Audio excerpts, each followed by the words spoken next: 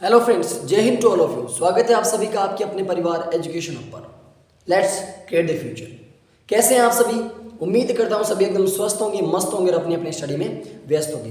तो education psychology पढ़ रहे थे और एजुकेशन साइकोलॉजी की ही कड़ी में मैं एक और क्लास लेकर के आप सभी के बीच हाजिर हूं। तो फटाफट जुड़ जाइए अपने दोस्तों के साथ, इसको शेयर कर दीजिए। वीडियो को अगर आपने लाइक नहीं किया लाइक कर दीजिए और चैनल पे यदि आप नहीं तो इसको सब्सक्राइब कर लीजिए। आप भी जुड़ जाइए, अपने दोस्तों को बुला लीजिए कि साइकोलॉजी क्लास आ गई है और इसको चले देखते हैं। एक मैंने आपके लिए वीडियो डाला था, उसमें सीटेट का जो नोटिफिकेशन था वो आ गया है। आपको एक बात बता दूं, हालांकि मैं वीडियो में भी ये बात मैं आपको बता चुका हूँ कि जो CTET है, जो सेंटर जो अपने टीचिंग एलिजिबिलिटी टेस्ट जो है उसके लिए है एग्जाम, उसमें जो सेंटर की जितनी वैकेंसी है, जैसे अपने राजस्थान में रीट, हालांकि पहले रीट अलग थी, अब जो रीट होती है वो एक पात्रता परीक्षा है। पहले रीट है प्री है, उसके बाद एक मेंस एग्जाम होगी, उस आरटेट होती है ना एक तरीके से, उस तरीके से। तो ये जैसे सेंटर में जो होती है ना, जैसे KVS की वैकेंसी आती है, उन वैकेंसीज सेंटर में जो स्कूल्स होते थे, जो अपने क्या आती है DSSS भी आती है, इन वैकेंसीज में सीटेट की पात्रता कंपल्सरी होती है। ठीक है, तो उस पात्रता के उसमें जो साइकोलॉजी वगैरह उसमें आती है, उसके भी अपने और इसी में दोनों का ही कॉमन पोर्शन चल रहा है। तो आप उसके लिए अपनी क्लास को आराम से देख सकते हैं। नोटिफिकेशन की अगर आपने नहीं देखा है किस प्रकार से क्या फॉर्म की डेट है वगैरह, तो आप एक बार जा करके वीडियो के मतलब इसमें अपने चैनल में वहाँ पर जाके आप देख सकते हैं। सीटेट के बारे में मैंने डिटेल में जानकारी आपको बताई थी। ओके, तो चलिए शुरुआत करते हैं। हम पढ़ रहे थे साइकोलॉजी में पढ़ते पढ़ते हम किशोर अवस्था के आ गए थे। किशोर अवस्था के अपने पहले 2 क्लासेज हो चुकी हैं। अगर इससे पहले कि आपने क्लास अगर नहीं लिए, मान लीजिए आज आपकी साइकोलॉजी की आपकी फर्स्ट क्लास है, तो आप जाइए प्लेलिस्ट में, चैनल पे जाइए, वहाँ पे प्लेलिस्ट का ऑप्शन मिलेगा। प्लेलिस्ट में आपको रीट एग्जाम के नाम से प्लेलिस्ट देख लीजिए या फिर साइकोलॉजी के नाम से, उसमें आपको प्लेलिस्ट मिलेगी जिसमें आप पूरी की पूरी जो आपकी अब शुरुआत से लेकर के अब तक की क्लास बिल्कुल सीरियल वाइज हैं। आपको उनके ऊपर क्लासेस के ऊपर बाकायदा नंबर लगे हुए हैं, 1 2 3 4, उनमें वहाँ जाके आप देख सकते हैं, आसानी से आपको मिल जाएंगी। और प्रीवियस क्लासेस आप देखने के बाद इस क्लास के अभी इस क्लास को कंटिन्यू देख लीजिए और पीछे वाले धीरे धीरे कंप्लीट करते चलिए और साथ में अपने नोट्स बनाते चलिए। ओके, तो करते हैं शुरुआत। हम किशोरावस्था पढ़ रहे थे, किशोरावस्था के हमने उपनाम वगैरह कुछ पढ़ लिए थे। आज हम पढ़ते हैं किशोरावस्था की विशेषताएं। किशोरावस्था की विशेषताएं यानी उपनाम जो है ना, देखिए उपनाम मैं आपको इसलिए बताता हूं क्योंकि उपनाम के अंदर विशेषताओं के लगभग फैक्ट अपने क्लियर हो जाते हैं।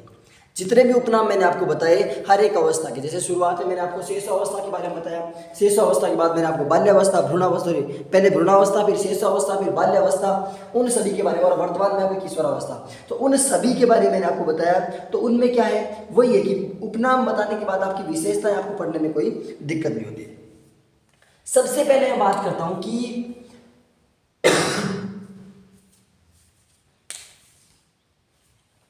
सॉरी माफ कीजिएगा, अब शेषावस्था की विशेषता पढ़ रहे थे। सबसे पहले विशेषता मैं आपको बताऊं, सॉरी शेषावस्था नहीं, किशोरावस्था की विशेषताएं पढ़ रहे थे। तो किशोरावस्था की जो है ना, पूरी किशोरावस्था को एक शब्द में यदि बताना हो कि आपकी पूरी की पूरी किशोरावस्था है, ये आपकी पूरी की पूरी किशोर अवस्था है। इस किशोर अवस्था को आपको एक शब्द में बताना है कि पूरी किशोर अवस्था है क्या। तो एक शब्द में बताने के लिए आप कौन से शब्द का प्रयोग करेंगे? किशोरावस्था जो है उसको बताने के लिए आप कौन से एक शब्द का प्रयोग करेंगे? तो बता दूं, किशोरावस्था किसकी है? किशोरावस्था में सबसे ज्यादा क्या होते हैं? परिवर्तन होते हैं। तो किशोर अवस्था को परिवर्तन के नाम से भी जानते हैं। और एक तरीके से बोल सकते हैं, अपनी परिभाषा है किसकी? विज्ञ या विग बोल दीजिए एंड हंट की, दो मनोवैज्ञानिक थे, इन्होंने अपनी परिभाषाएं जो इसको दी थी कि किशोरावस्था जो है ना, किशोरावस्था विशेषताओं की अभिव्यक्ति करने वाले एकमात्र शब्द कौन सा है? परिवर्तन। यानी परिवर्तन के माध्यम से हम बता सकते हैं कि पूरी की पूरी किशोरावस्था की हम विशेषताएं बता सकते हैं। I think is that clear? एकदम आपको सही तरीके से समझ में आ रहा है?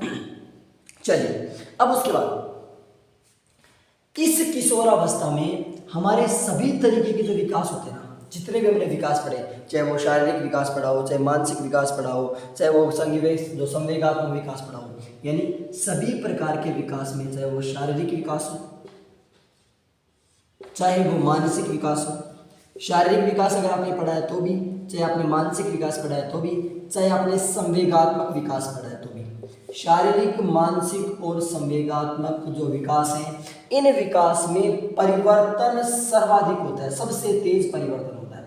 जो परिवर्तन है परिवर्तन सबसे तेज होता है, परिवर्तन तेज होता है किशोरावस्था में। यानी ऐसी अवस्था कौन सी है जिसमें बालक के शारीरिक, मानसिक और जो उसका संवेगात्मक विकास है उसमें सबसे तेज परिवर्तन होते हैं, सबसे तेज गति से परिवर्तन होते हैं। कौन सी अवस्था है? किशोरावस्था है। यानी किशोरावस्था जो अपनी है कैसे कि बालक में, किशोरावस्था का नाम ही क्या है? परिवर्तन। एक तरीके से अगर पूरी किशोरावस्था को व्यक्त करना है तो उस पूरी किशोरावस्था का मतलब क्या है? परिवर्तन। अगर हम किसी बालक का शारीरिक विकास देख रहे हो, शारीरिक विकास में सर्वाधिक परिवर्तन कौन सी अवस्था मिलेंगे? किशोरावस्था में। मानसिक विकास में सर्वाधिक परिवर्तन कौन सी अवस्था मिलेंगे? किशोरावस्था में। संवेगात्मक विकास है सर्वाधिक से सबसे तेज परिवर्तन कि मतलब शारीरिक विकास है, बालक लड़कियों का विकास अलग अलग तरीके से होता है। लड़कों की दाढ़ी मूंछ आने लग जाती है, आती है ना, तो एक तरीके से परिवर्तन तेज होता है। मानसिक विकास, उनका मेंटल पावर, सोचने का पावर थोड़ा ज़्यादा होता है। संवेगात्मक, इमोशनली उन्हें स्ट्रॉन्ग होना पड़ता है हर तरीके से। इसकी मैं आपको पूरी बातें बता चुका हूँ, जब आपको मैंने संवेगात्मक विकास के बारे में बताया था, जब जो पिछली क्लास में, उससे मैं आपको बता चुका हूँ। क्लियर? आगे चलते हैं। अब देखिए जो किशोरावस्था है ना, किशोरावस्था ये जो घनिष्ठ मित्रता है, कैसी घनिष्ठ मित्रता पाई जाती है इसमें, और घनिष्ठ मित्रता के साथ साथ इसमें व्यक्तिगत संबंध भी पाए जाते हैं। अभी बताऊंगा घनिष्ठ मित्रता किस प्रकार से। एक तो घनिष्ठ मित्रता पाई जाती है, घनिष्ठ मित्रता, व्यक्तिगत संबंध पाए जाते हैं। घनिष्ठ मित्रता की अवस्था, व्यक्तिगत संबंध पाए जाते हैं। घनिष्ठ संबंध होते हैं, चाहे घनिष्ठ मित्रता बोल सकते हैं, घनिष्ठ संबंध बोल सकते हैं, व्यक्तिगत संबंध बोल सकते हैं, ये पाए जाते हैं कि किशोरावस्था में घनिष्ठ मित्रता और व्यक्तिगत संबंध पाए जाते हैं। जैसे आपको सिंपल सा मैं एक एग्जांपल देता हूँ। किशोरावस्था में जो अपने आते हैं ना प्रेम प्यार वाली बातें, आप किसी से इमोशनली कनेक्ट होते हो, प्रेम प्यार वही होता है। हम एक बात आपको बात बताता हूँ, मैं मतलब हालांकि ये बात इसमें साइकोलॉजिकल फैक्टर है, लेकिन साइंस की कुछ बातें हम क्या बोलते हैं, जो प्रेम प्यार होता है ना, इसमें कि दिल धड़कना होता है, दिल कैसे होता है, ऐसे मतलब जो भी हम बोलते हैं, हकीकत बात बताऊं, वास्तव में हार्ट का सिर्फ एक ही काम होता है। अगर साइंटिफिक लैंग्वेज में बात करूं तो हार्ट का सिर्फ एक ही काम होता है, जो अपने जो शरीर है उसमें ब्लड को सर्कुलेट करना। अपना जो मानव शरीर है उसमें ब्लड को पहुंचाना, एक सेल से दूसरी सेल में पहुंचाना और पूरे ब्लड को पूरी बॉडी में पहुंचाना। लेकिन हम क्या बोलते हैं इसको अलग फीलिंग के साथ कि मतलब प्रेम प्यार होता है ना, कुछ भी होता है उसके लिए दिल धड़कता है, दिल में ऐसे होता है वैसे होता है। अरे हार्ट का जब ये काम ही नहीं, ये सारा का सारा काम हॉर्मोन्स का है, ये सारा का सारा काम हमारे जो मस्तिष्क में कुछ न्यूरॉन्स हैं उनका है, ये सारा का सारा काम इमोशंस का है। ये सारी चीज़ें संवेगात्मक विकास में आती हैं, लेकिन हम इसको जोड़ के किसके साथ रखते हैं? हार्ट के साथ। तो ऐसा कुछ नहीं है, ये भ्रम है, तो भ्रम से बाहर निकल आना। ओके चलिए, तो घनिष्ठ मित्रता, व्यक्तिगत संबंध, व्यक्तिगत संबंध अगर इसमें दोस्ती करेगा तो ऐसी करेगा चाहे सामने कुछ भी हो जाए, दोस्त अगर गलत भी है तो भी उसका साथ देगा। अगर किसी से संबंध बनाया हुआ, अगर किसी से मित्रता बनाई, अगर किसी संबंध बनाए तो ऐसे बनाए कि उस इंसान के लिए हमेशा खड़ा रहेगा। तो घनिष्ठ मित्रता और व्यक्तिगत संबंध की अवस्था कौन सी होती है? यही किशोरावस्था होती है। क्लियर? आगे चलते हैं। उसके बाद किशोरावस्था की सबसे बड़ी एक प्रॉब्लम होती है कि जो किशोर होता है ना, किशोर, उसकी सबसे बड़ी समस्या, किशोरावस्था की सबसे बड़ी समस्या क्या है कि किशोर एडजस्टमेंट नहीं कर सकता, समायोजन नहीं कर सकता। कि जो किशोर होता है वो किशोर एडजस्टमेंट नहीं कर सकता, समायोजन नहीं कर सकता। ये किशोरावस्था की सबसे बड़ी समस्या है। किशोरावस्था कैसे कि कोई किशोर है, मान लीजिए कोई किशोर है, वो क्या है, उसको अपने जो इमोशंस होते हैं ना, उन इमोशंस को दबाना पड़ता है। कैसे? समायोजन नहीं कर पाएगा। मान लीजिए कोई ऐसा काम कर रहा है जो किसी भी काम कर, घर से उसको बाहर जाना है, कुछ भी काम करना है, उसके लिए घर वालों के उसके ऊपर प्रेशर रहते हैं। पढ़ाई के लिए स्कूल का प्रेशर रहता है, कॉलेज का प्रेशर रहता है, जॉब के लिए आसपास के परिवार का, समाज का प्रेशर रहता है। उस प्रेशर में उसमें क्या करता है, वो विपरीत महसूस करता है कि मुझे तो हर चीज़ से, मान लो घर से बाहर जा रहा है, मम्मी ने पूछ लिया कहाँ जा रहा है, क्यों जा रहा है, कैसे जा रहा है, किसके साथ जा रहा है, कौन कौन जा रहा है, कब वापस आएगा, सारी चीज़ें पूछेंगे। सारी चीज़ें पूछेंगे तो उसे क्या लगेगा कि ये मुझ पर बाउंडेशन लगा रहे हैं, मुझ पर मतलब मेरा विरोध कर रहे हैं, मुझे बाहर नहीं जाने दे रहे, मुझ पर बाउंडेशन लगा रहे हैं, मुझे एक जगह मतलब कैद करके रखना चाहते हैं। तो ये अगर किशोर है तो वो समायोजन नहीं कर पाएगा। सबसे बड़ी समस्या, एडजस्टमेंट नहीं कर पाएगा।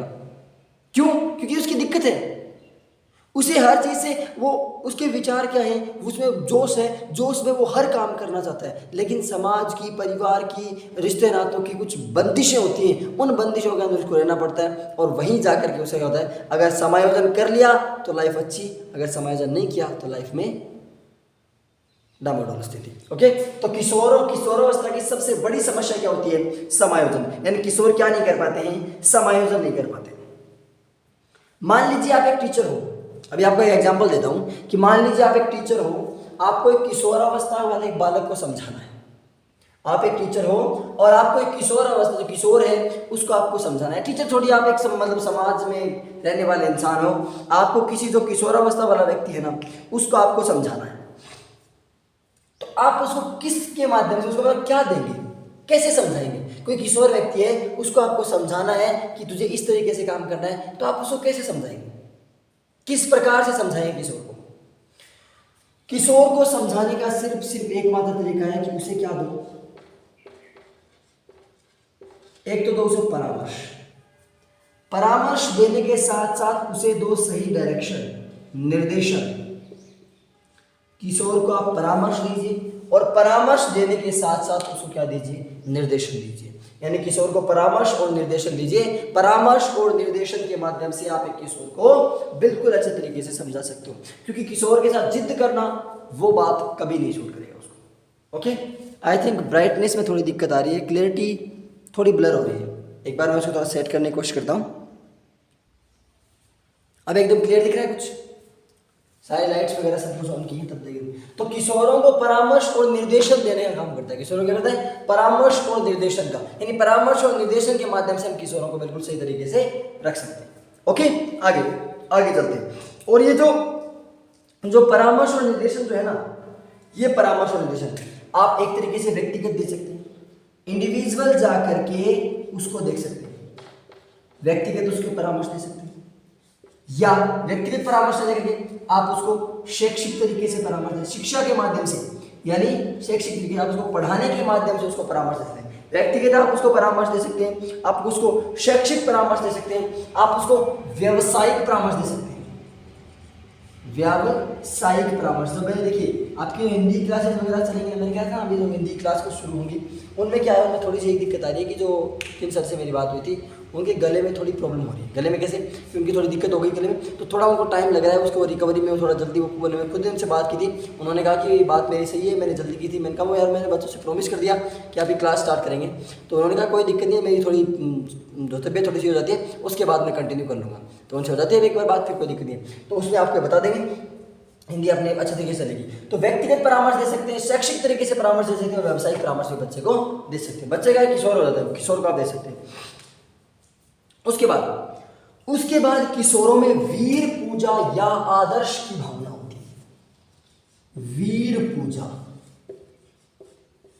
या आदर्श उसकी भावना होती है। किशोरों में वीर पूजा या आदर्शवाद की भावना होती है। किसकी भावना होती है, आदर्शवाद। आदर्श का निर्धारण कर लेते हैं एक तरीके से, किसी न किसी अपना एक आइडियल बना लेते हैं, किसी उस आइडियल की पूजा करते हैं। मान लीजिए कोई ऐसे जोशीला व्यक्ति है, वो मतलब क्या है कि जो अपने भगत सिंह है उनसे प्रभावित है, तो भगत सिंह जैसे मतलब एक तरीके से खुद के अंदर स्फूर्ति चुस्ती रखेगा, हर तरीके में जाकर के मतलब एक तरीके से आज़ादी वाली जैसी बातें करेगा, खुले विचार की बातें करेगा, हक की बात करेगा, तो वो क्या है, एक अपना आदर्श उसने मान लिया है। अब जैसे कुछ लोग हैं, कुछ लोग किसी को आदर्श मानते हैं, कुछ बच्चे होते हैं छोटे, वो अपने गुरु को अपना आदर्श मान लेते हैं, कई जो किशोर होते हैं वो अपने पेरेंट्स को अपना आदर्श मान लेते हैं, कई होते हैं जो अपने महापुरुष हैं उनको आदर्श मान लेते हैं, कई होते हैं जो अपने संत महात्मा हैं उनको अपना आदर्श मान लेते हैं। तो इसमें क्या होता है, अपना आदर्श निर्धारण कि आप उसके जैसा बनना चाहते हो। आदर्श जीवन में होना चाहिए, ये अच्छी बात है, लेकिन संपूर्ण गुण उसी आदर्श के आ जाना ये थोड़ा अलग है। क्योंकि देखिए आदर्श आपके जीवन में है, आपके लिए अच्छा रहेगा कि आप उसके अकॉर्डिंग बनना चाहते हो, लेकिन उसमें मेहनत हमारी होनी चाहिए। खुद के अंदर में कुछ इस तरीके का होना चाहिए कि आप उसके अकॉर्डिंग बन सको। अब मान लीजिए सपोज कीजिए मैं विराट कोहली का फैन हूँ, या मैं विराट कोहली को अपना आइडियल मानता हूँ, लेकिन मुझे क्रिकेट का ज्ञान नहीं है, तो फिर किस चीज़ का मतलब, अगर मैं उसको अपना आइडियल मान रहा हूँ तो मतलब मेरी उस चीज़ में इंटरेस्ट होना चाहिए ना, उस चीज़ में रुचि होनी चाहिए। तो रुचि के अनुसार आप उसको अपना आदर्श बनाइए और उसके जैसा व्यक्तित्व रखिए, उसकी जैसी पर्सनैलिटी रखिए, एग्रेशन रखिए उसके जैसा, क्लियर। तो वीर पूजा या आदर्श बनाने की भी क्या होती है अवस्था, किशोर अवस्था होती है। क्लियर, यहां तक बात समझ में आ गई। तो एक बार थम्स अप कीजिए, फटाफट मुझे बताइए, फिर आगे चलते हैं। उसके बाद जो अब जो आदर्श होगा, कोई बच्चा आदर्श बनाएगा तो उसमें एक तो अब वीर पूजा वाली बात आदर्श होगी, इसमें किशोर समायोजन नहीं कर पाते ना, तो उनमें एक तो क्या भावना रहती है कि स्वतंत्रता की भावना रहती है कि मुझे फ्रीडम चाहिए, मुझे आज़ादी चाहिए, मुझे स्वतंत्रता चाहिए। स्वतंत्रता चाहिए, उसके लिए क्या करेगा, हर चीज का विरोध करेगा या फिर विद्रोह करेगा। स्वतंत्रता और विद्रोह की भावना इस बालक में किशोर अवस्था में होती है। किशोर अवस्था में स्वतंत्रता कैसे कि उसे क्या कि किशोर समायोजन नहीं कर पाता। ये मैंने आपको बात कही थी कि किशोर है वो समायोजन नहीं कर पाता। अगर समायोजन नहीं कर पाएगा तो वो अपनी फ्रीडम चाहेगा कि मान लीजिए समाज ने उस पर कुछ बंदिशें लगा रखी हैं, समाज ने उस पर कुछ बंदिशें लगा रही है, तो उन बंदिशों को तोड़ करके आगे जाना चाहेगा। आगे जाने के लिए स्वतंत्रता मांगेगा कि उसे फ्रीडम चाहिए, और फ्रीडम उसे अगर आसानी से मिल गई तब तो कोई दिक्कत नहीं, लेकिन समाज की बंदिशें जरूरी हैं, तो उन बंदिशों का विरोध करेगा। कभी कभी उसका विरोध सही भी होता है और कभी कभी उसका विरोध गलत होता है। जैसे कुछ ऐसी कुप्रथाएं हैं, कुछ ऐसी कुप्रथाएं हैं जो आज भी हमारे समाज में व्याप्त हैं, उनके लिए किशोर आवाज़ उठाता है तो घर वाले उसको दबा देते हैं। हालांकि उसका विद्रोह सही है, उसका विरोध इस बात के लिए सही है कि ऐसा नहीं होना चाहिए, लेकिन हमारे समाज में कुप्रथाएं प्रचलित हैं। दूसरी बात, कभी कभी ऐसा होता है जिसको मानना समाज के लिए, देश के लिए, परिवार के लिए, उसे खुद किशोर के लिए, सबके लिए अच्छा होता है, और उस बात का विरोध करता है तो वहाँ पे उसका विरोध गलत है। तो अगर विद्रोह की भावना कभी कभी सही हक के लिए भी होती है, कभी कभी गलत होती है, तो किशोर समायोजन नहीं कर पाते ना, इसलिए उनमें स्वतंत्रता या विद्रोह की भावना होती है। क्लियर। उसके बाद किशोर क्या करते हैं, किशोरों में कई बार हीन भावना आती है। किशोरों में क्या आती है, हीन भावना। और हीन भावना आने का रीजन पता है क्या होता है, कोई भी किशोर है उस किशोर में हीन भावना आ जाती है, और इस हीन भावना का रीजन पता है क्या होता है, इस हीन भावना का रीजन है सामाजिक प्रत्याशा, समाज की आपसे उम्मीदें, परिवार की आपसे उम्मीदें। यानी एक किशोर है वो हीन भावना का शिकार कब होगा, आपको इसका सबसे बेस्ट एग्जांपल देता हूं। IIT, NIT आपने नाम सुने, या मेडिको स्टूडेंट्स का नाम सुना होगा, इनके साथ सबसे ज़्यादा ये केसेस होते हैं। देखिए कैसे, हालांकि और भी होते हैं, और इसका भी रीज़न आपको बताऊंगा। जो हमारा एजुकेशन सिस्टम है ना, उस एजुकेशन सिस्टम ने ऐसा सब कुछ करके दे दिया। अभी बताऊंगा, पहले मैं बात सुनिए। जो हमारे IIT, NIT वगैरह स्टूडेंट होते हैं, इनकी इतनी लाखों की फीस चलती है, बहुत मतलब अच्छे तरीके से फीस, बहुत कोचिंग वाले दबा दबा के रहते हैं। जब 11th 12th में बच्चा साइंस फील्ड में जाता है, वहाँ जाकर के 11th करने हैं, 12th करने उसके फाउंडेशन कोर्स होता है इनका। फाउंडेशन कोर्स में बच्चा दिन रात किताबों के अंदर उलझा रहता है, पूरे दिन पढ़ाई का, बाहर की दुनिया से दूर हो जाता है। बाहर की दुनिया से दूर हो गया, उसके बाद वो तैयारी करता है, उसके बार बार वो प्रैक्टिस कर रहा है, फिर उसके बावजूद उसके समझ में नहीं आ रही, कंसेप्ट समझ में नहीं आ रहे, वो बार बार कोशिश कर रहा है, लेकिन उसके बावजूद वो काम नहीं कर रहा। उसका कोशिश वो पूरी कर रहा है, लेकिन उसके बावजूद उसको सफलता नहीं मिल रही। कोशिश की, पहली बार रह गया, नहीं हुआ, 11th में ज़्यादा स्कोर नहीं कर पाया, 12th में ज़्यादा स्कोर नहीं कर पाया, IIT NIT वगैरह नहीं मिली।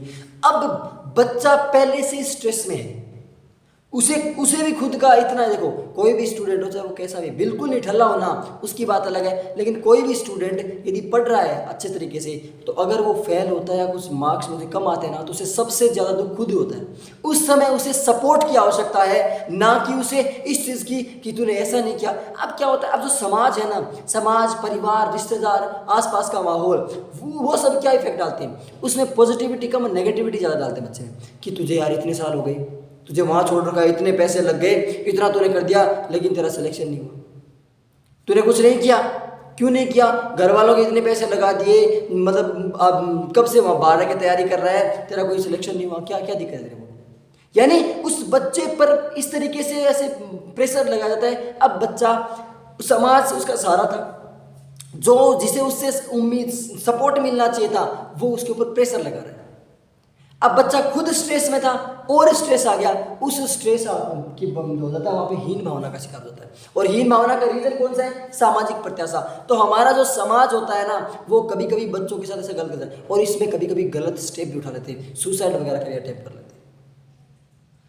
ये बच्चे के जब अगर उसका रिजल्ट खराब आता है, उसका स्कोर खराब आता है, तो उसको आप डाइवर्ट मत करने की वजह उसे हिम्मत दीजिए। कोई बात नहीं, इसमें क्या हुआ, ये करनी है तो कोई बात नहीं, हम और अच्छे तरीके से करें, अगली बार कर लेंगे, या थोड़ा हिम्मत उसको बताइए। हाँ, आप हालांकि बच्चे को खुद को पता है कि थोड़ा गलत हो गया, नहीं हुआ मुझसे, लेकिन उसके सपोर्ट देने से उसके मन में आएगी हाँ कोई तो मेरे साथ है। और इससे जो ये जो चीज़ें चल रही है ना, इसका रीज़न भी कौन है? इसके रीज़न है हमारी एजुकेशन सिस्टम, हमारा जो शिक्षा जो वर्तमान में चल रहा है, एजुकेशन सिस्टम जो चल रहा है वो है। कैसे? पुराने टाइम में बच्चा शुरू से जब स्कूल से पढ़ता था, टीचर का एक डर होता था। अगर टीचर कहीं भी दिख जाता था, हालांकि मैं ये नहीं कह रहा कि अब भी डर नहीं है, अब डर नहीं है बच्चे, वास्तविक रूप से डर नहीं है, क्योंकि हम स्कूल में रहते हैं, हकीकत हमें पता है। एजुकेशन सिस्टम में जो ऊपर अधिकारी ना, वो सिर्फ एसी रूम में बैठ के नियम बनाना जानते हैं, लेकिन उसकी ग्राउंड वर्क क्या होता है, वो जो स्कूल्स में जो टीचर काम करते हैं ना, उनको पता है। वहाँ से अगर ढंग से रिपोर्ट मांगे ना, तब कभी कोई सिस्टम में गलती आए ही नहीं, लेकिन वहाँ से कुछ मांगा नहीं जाता। अब देखो, जब बच्चा मेहनत कर रहा है, या क्या होता है कि जो शुरुआत में बच्चा जब पढ़ने गया स्कूल में, तो पढ़ने गया, वहाँ टीचर का एक डर होता था कि स्कूल में जा रहे हैं, ऐसा कुछ होगा। अब वहाँ फिर कभी कभी बच्चा, टीचर उसको डांट देता था, थोड़ी पिटाई भी कर देता था। हालांकि पिटाई मतलब एक उसको वो तरीका गलत था कि मतलब बच्चे को ऐसा मारो कि उसको जान ले लो, वो तरीका गलत था। हाँ, कुछ इसमें कुछ हद तक सही भी किया ये कि बच्चे की पिटाई नहीं करना, लेकिन इतना भी नहीं, मतलब बिल्कुल टीचर को पूरा ही रोक दिया। अब पहले टीचर मतलब अगर डांट भी लगाते ना, डांट क्या पिटाई भी करते ना, तो घर पे आके अगर शिकायत करते तो क्या होता, तेरी कोई गलती होगी तभी टीचर ने मारा है। लेकिन आजकल बच्चे को पिटाई करना दूर, अगर थोड़ा सा ऐसे भी कह दिया ना कि ऐसे क्यों किया, अगले दिन पेरेंट्स आ जाते हैं, हमारे बच्चे को ऐसे कैसे कह दिया। अब बच्चे को शुरुआत में किसी प्रकार का कोई प्रेशर फील नहीं हुआ, हमेशा उसकी पेरेंट्स जो सपोर्ट में रहे। शुरुआत में बच्चे को 8 तक आप फेल नहीं कर सकते। अगर बच्चा नहीं पढ़ेगा, बताइए, उसको फेल होने का डर ही नहीं होगा, तो बच्चा पढ़ेगा कैसे? नहीं पढ़ रहा, बच्चा पढ़ भी नहीं रहा, और बच्चा उसको मतलब किसी प्रकार का डर भी नहीं है, बच्चे को पूरा सपोर्ट मिल रहा है, तो उसकी आदत बिगड़ रही है। बच्चा मतलब खुद अंदर से संवेगात्मक रूप से स्ट्रॉन्ग नहीं है। अब बच्चा जब स्ट्रॉन्ग नहीं है, तो जब वो जैसे ही 10th क्रॉस करेगा, 11th 12th में जाएगा, वहाँ पे बाउंडेशन इसकी लग जाएगी। बाउंडेशन कैसे? उसका बार बार स्कोर डाउन आएगा, क्योंकि पहले बच्चे ने पढ़ाई नहीं की। क्यों नहीं की? क्योंकि बच्चा फेल हो ही नहीं सकता, आप उसको फेल नहीं कर सकते। क्यों नहीं कर सकते? क्योंकि फेल करने से बच्चे का मोरल डाउन हो रहा है। अच्छा, आपने 8वीं क्लास तक आपने उसका मोरल बनाए रखा, 9वीं 10वीं में उसका मोरल कहाँ गया, 11th 12th में उसका मोरल कहाँ गया? उसका मोरल इतना डाउन हो गया, आपने उसको मोरल अप करने के लिए किया था सारा काम, लेकिन उसका वास्तविक रूप से मोरल इतना डाउन हो गया कि आगे जाकर के वही बच्चा इतना मतलब संवेगात्मक रूप से कमजोर हो जाता है कि अगर उसका स्कोर डाउन आता है ना, तो बच्चा पूरा का पूरा स्ट्रेस में चला जाता है। बार बार कंपटीशन की तैयारी कर रहा है, उसको सफलता नहीं मिल रही है ना, तो उसके बाद बच्चा भी क्या होता है, स्ट्रेस में आ जाता है। स्ट्रेस में आने पे अब जो समाज, जो पेरेंट्स उसका सपोर्ट कर, देखिए डबल फैक्टर, शुरुआत में 8वीं क्लास तक उसको फेल नहीं कर रहे थे। एक, कभी फेल नहीं हो सकता, पढ़ाई करो तो करो, ना करो ना करो। अगर टीचर ने कुछ कह दिया, पेरेंट्स सपोर्ट लेके आ रहे थे। 3 पॉजिटिव फैक्टर बच्चे के साथ काम कर रहे थे, बच्चे के लिए पॉजिटिव। फ्यूचर में नेगेटिव हो जाएंगे वो बात नहीं है, लेकिन बच्चे के लिए तीनों के तीनों पॉजिटिव फैक्टर। अब उसके बाद बच्चा फेल भी हो सकता है, पहला पॉइंट गया। बच्चे को पढ़ाई भी करनी पड़ेगी, क्योंकि फेल होने के डर से पढ़ाई करनी पड़ेगी। तीसरा, अगर बच्चा मतलब किसी प्रकार की पढ़ाई नहीं करता, तो वो जो परिवार उसका सपोर्ट कर रहा था, अब कहेगा कि तू ऐसा काम नहीं करता, तू खुद नहीं पढ़ता, तू ऐसा नहीं करता। अरे आपने ही तो इसको किया है, एक सब कुछ इस बच्चे के साथ आपने तो किया है। जब शुरुआत में बच्चा पढ़ रहा था, तो आपने इसको पढ़ने नहीं दिया, और अब ये जब उसकी आदत खराब कर दिया आपने इसकी, तो अब ये आप आगे इसको ज्ञान दे रहे हो। गलती किसकी है? अब बच्चे को स्ट्रेस में लाने के लिए जिम्मेवार कौन है? एजुकेशन सिस्टम, उसके पेरेंट्स। टीचर की गलती नहीं है, टीचर की गलती रेयर होती है कि कुछ उन्हीं टीचर्स की गलती होती है कि वो बच्चे को सही ढंग से पढ़ा नहीं पाते, उन्हीं की गलती। बाकी टीचर की गलती नहीं है, स्कूल की गलती नहीं है, एजुकेशन सिस्टम की गलती है। कैसे? कि आपने बच्चे को बना ही इस लायक दिया है। आपने 8वीं तक के बच्चे का मोरल डाउन नहीं दिया, लेकिन 11th 12th 10th जो 9th 10th है, उसमें जाकर वही बच्चा इमोशनली इतना स्ट्रांग हो गया कि बाहर से जो स्ट्रेस आता है और जो परिवार वालों को उसको सपोर्ट पहले मिल रहा था, अब नहीं मिल पाता, तो बच्चा पूरी तरह से स्ट्रेस में आ जाता है और हीन भावना का शिकार होता है, तो बच्चे के लिए नुकसानदायक है। क्लियर? चलते हैं आगे। अब देखिए, हीन भावना का शिकार होता है, उसके रीजन कौन है? सामाजिक प्रत्याशा। देखिए, इस चीज में मैंने आपको थोड़ा टाइम दे दिया, लेकिन कोई बात नहीं, कुछ चीजें ऐसी होती हैं जो हमारे आसपास, ताकि हम अपने बच्चों के साथ ऐसा एटलीस्ट नहीं करें। आगे चलते हैं। उसके बाद क्या कि किशोरों में हीन भावना आती है, सामाजिक प्रत्याशा। ये होगी, इसका हीन भावना का रीजन कौन है? सामाजिक प्रत्याशा। उसके बाद भविष्य निर्माण करना। कि भविष्य निर्माण की योजनाएं बनाता है, फ्यूचर डिसाइड करता है कि मुझे भविष्य में ये करना है किशोर, क्योंकि 12 साल के आसपास बच्चा 11th-12th क्लास में आता है और फिर क्या करता है वो मतलब फ्यूचर अपना डिसाइड करता है किस तरीके से उसको पढ़ना है। जो 11th नहीं जो मतलब जो अपने प्राइमरी स्कूल है उससे क्रॉस कर जाता है ऊपर आ जाता है, तो वहाँ पर जाकर के बच्चा ये डिसाइड करता है क्या कि मुझे आगे फ्यूचर में क्या करना है, उसका बेस तैयार करता है और फिर उसके यानी भविष्य निर्माण की योजनाएं निर्धारित करता है। कौन सी अवस्था में? किशोर अवस्था में। क्लियर? आगे चलते हैं। उसके बाद किशोरों में सर्वाधिक होता है अहम ईगो की भावना या अहम की भावना सर्वाधिक होती है। किसे? किशोरों में ईगो की या अहम की भावना सर्वाधिक होती है। कैसे? बात बात पे उनका ईगो आ गया जाता है, मम्मी ने मुझे ऐसा बोल दिया इसलिए आज मैं ये नहीं करूंगा, ईगो। पापा ने मुझे ऐसा कहा, पापा ने मुझे ये नहीं दिलाया इसलिए आज मैं ये नहीं करूंगा, टीचर ने मुझे डांट दिया आज मैं उनकी पढ़ाई नहीं, सब्जेक्ट ही नहीं पढ़ूंगा।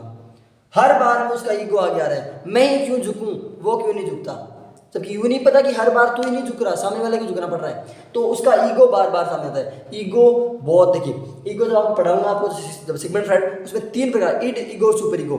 ईगो अच्छा है, ईगो अच्छा है, खुद होना चाहिए खुद में ईगो, लेकिन ईगो उतना ही होना चाहिए जितना कि मतलब एक लिमिट तक। हर एक चीज यानी जितनी लिमिट होती है उस लिमिट से ऊपर कोई चीज जाती है ना वहां जाकर नुकसान होता है। खुद का सेल्फ रेस्पेक्ट होता है इस तरीके से, जब ईगो सेल्फ रेस्पेक्ट तक है ना तब तक सही है, लेकिन जब सेल्फ रिस्पेक्ट जाकर के आगे ईगो बन जाती है वो चीज गलत है। क्लियर? तो ईगो की भावना होती है इसमें, बच्चे में अहम की भावना होती है और अहम की भावना सर्वाधिक होती है, इसमें पीक पर होती है एकदम। उसके बाद बालक जो होता है ना इस किशोरावस्था में बालक जो अपना जो व्यवहार है उसको या अपने कोई उसको सामाजिक मान्यता प्राप्त करना चाहेगा, सामाजिक मान्यता प्राप्त करवाना चाहेगा। कि मतलब जो मुझे ना हर काम के लिए सामाजिक मान्यता मिलनी चाहिए।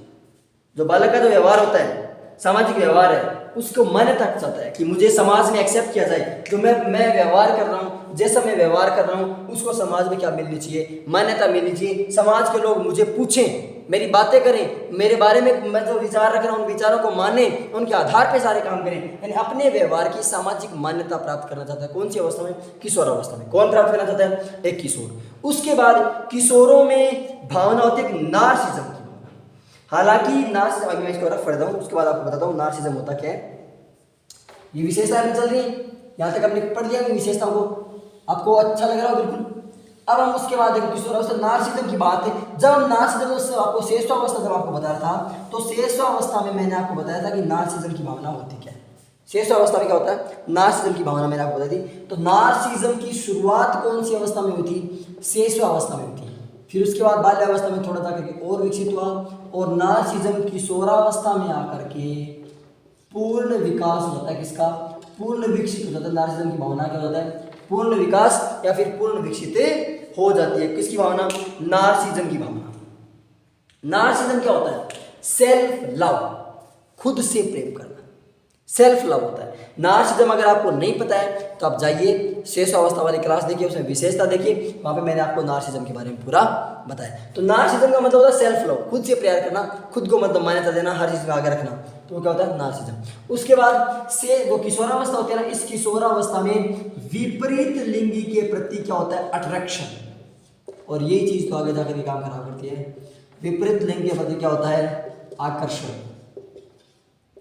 लड़कों का लड़कियों के प्रति और लड़कियों का लड़कों के प्रति क्या चलता है? अट्रैक्शन चलता है। क्या चलता है? अट्रैक्शन चलता है। लड़के लड़कियों को ज्यादा मान्यता देते हैं और लड़कियां लड़कों को ज्यादा मान्यता देती हैं। यानी कौन सा चलता है? लड़के और लड़कियां दोनों क्या चलता है? विपरीत लिंग के प्रति क्या होता है? आकर्षण होता है। क्लियर? यहां तक बात समझ आ गई? तो नार्सिज्म विपरीत लिंग वैसे जो प्रेम प्यार वाले चलते हैं ना, यही होता है। एक कुछ नहीं है, एक अट्रैक्शन होता है और वही अट्रैक्शन किसके प्रति होता है? विपरीत। जब बाल्यावस्था थी तो उसमें किसी प्रकार की भावना नहीं थी, श्रेष्ठावस्था में थी लेकिन अट्रैक्शन वाला कोई काम थी ना। लेकिन इसमें क्या था? बाल्यावस्था तक समलिंगी के प्रति था, लेकिन अब विपरीत लिंग के प्रति होता है।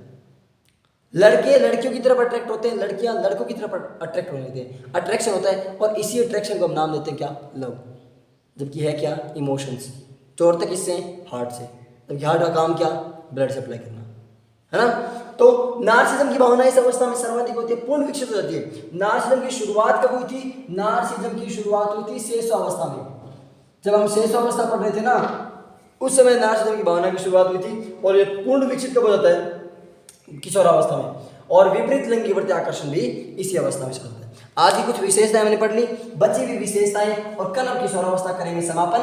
किशोरावस्था कल अपनी हो जाएगी पूरी। उसके बाद हम चलेंगे विकास के अलग अलग आयामों के बारे में, कि विकास की अलग अलग अवस्थाएं, जो अवस्थाएं अपनी होगी उसके बाद विकास के आयाम क्या है, विकास अलग अलग विकास किस प्रकार से, उनके बारे में अपन अध्ययन करेंगे। यहाँ तक की बात आपको समझ में आ गई? तो अब चलते हैं अगली क्लास की ओर। अगली क्लास के मतलब कैसे? कल की क्लास में मिलेंगे। तब तक के लिए, उससे पहले अगर आपने वीडियो को लाइक नहीं किया तो पहले लाइक कीजिए, वीडियो को अपने दोस्तों के साथ शेयर कीजिए। शेयर आप बहुत कम करते ही नहीं। आपको एक काम करना है ना, आप उन दोस्तों से, अपने दोस्तों को बुलाइए, या एटलीस्ट दोस्तों को मत बुलाइए, आप खुद रेगुलर रूप से आइए। खुद आपको रेगुलर क्लास अटेंड करनी है। दिक्कत कहाँ आ रही है? क्लास को आपको अगर समझ में नहीं आ रहा या फिर रेगुलर नहीं चल रही, तब तो फिर ही बताओ। हाँ, एक दिन सैटरडे की मान सकता हूँ, उस दिन मिस हो गई थी। उस दिन क्या था, बारिश वगैरह हो रही थी खूब, तो मतलब इसमें नेटवर्क नहीं आता। नेटवर्क कारण फिर क्या होता है, क्लास हो नहीं रही थी, इसलिए मैं नहीं कर पाया था सैटरडे को। उसके लिए वहाँ पे जाता हूँ। संडे को फिर वैसे छुट्टी थी अपनी, और फिर मंडे को तो क्लास कंटिन्यू हो गई थी ना, तो उस एक दिन के लिए जाता हूँ। लेकिन अपनी क्लासेस कंटिन्यू रूप से चल रही हैं, और सिलेबस भी बिल्कुल फास्ट तरीके से चल रहा है। तो आराम से पढ़िए, अपने साथ के दोस्तों को बताइए। आप कॉलेजेस वगैरह में जाते हैं, आप बीएड बीएससी कुछ कर रहे होंगे, उनमें जाते हैं, वहाँ जाके अपने दोस्तों को बताइए क्लास चल रही है आपकी फ्री में। जब आप पेड कोर्स लेकर के आप जब सारे काम कर रहे हो, फिर अभी पेड कोर्स की जरूरत कहाँ है? अभी तो रीट कुछ है ही ना, भी तो आराम से तैयारी कीजिए। जब तक आपका पूरा सिलेबस होता है, आपको पेड कोर्स की जरूरत नहीं पड़ेगी। मैं मेरा एग्जांपल दे रहा हूँ, मैं दूसरों पे क्यों जाऊँ? मैंने ना कभी कोई कोचिंग की, ना कभी कोई कोर्स लिया, ना कहीं बाहर गया। घर बैठे सेल्फ स्टडी से मैंने पूरा किया है। तो वही काम आप कर सकते हैं। घर बैठे आराम से पढ़िए। मैं आपको पढ़ा रहा हूँ, जितना आपको दे रहा हूँ उससे ज़्यादा बाहर कुछ नहीं जाएगा, ये गारंटी दे रहा हूँ इसकी। ओके, तो वीडियो को लाइक कीजिए, शेयर कीजिए। चैनल पे यदि आप नए हैं तो चैनल को सब्सक्राइब कीजिए, और बेल आइकन को ऑल पे क्लिक कर लेना, ताकि आपको नोटिफिकेशन टाइम मिलते रहे। मिलते हैं अगली क्लास में, तब तक के लिए जय हिंद, जय Bharat, and thank you for watching.